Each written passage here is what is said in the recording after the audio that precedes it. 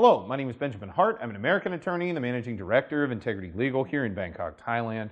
As the title of this video suggests, we're discussing so-called Thai long-term residence visas. As we've discussed in a number of videos, the term residence visa is something of a misnomer. These are just kind of long-term non-immigrant visas. They do not, I repeat, do not confer the right to reside permanently in Thailand. It's not a permanent residence visa.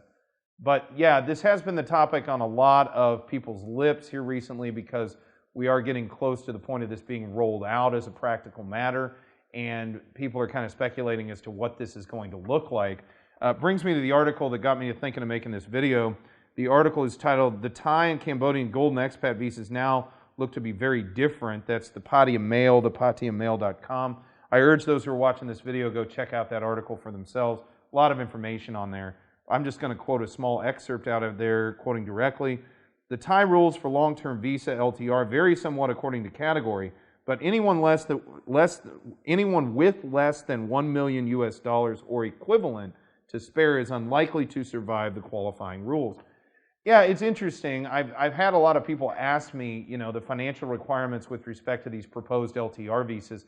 They are quite a bit higher than the visas we've dealt with primarily in the past. You can make some arguments that they're very comparable to the SMART visa in certain ways. In certain ways, they're not. They have many differences. Most notably, they're issued for a longer period of time. There are multiple categories. The SMART visa never had anything specifically for retirees, whereas the LTR has this sort of wealthy pensioner visa. There's various categories.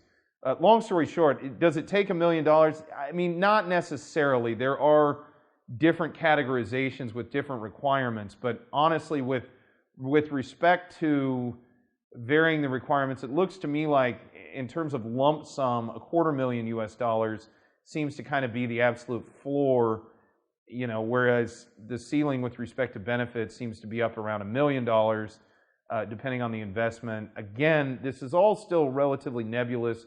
We haven't seen this absolutely rolled out yet.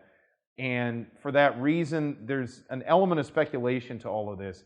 I think we're going to be able to provide a lot more clarity in the upcoming weeks as the situation evolves.